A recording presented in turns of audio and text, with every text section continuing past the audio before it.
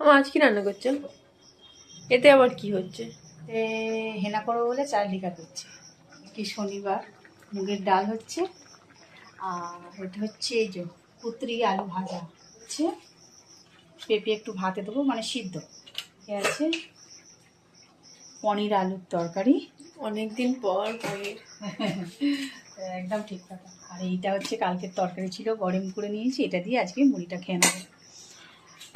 আর এইটা হচ্ছে পনির মশলা, কাজু চালমগজ, আর পোস্ত।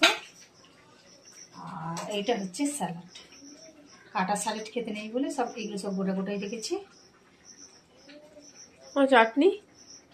না, আজকে আর চাটনি করিনি, চাটনি সেরকম কিছু ব্যবস্থা নেই, নিরামিষের দিন আর চাটনি কিছু করিনি। আর এইটা হচ্ছে চাল ভিজিয়েছি, ভিজিয়ে যাই বন্ধু এই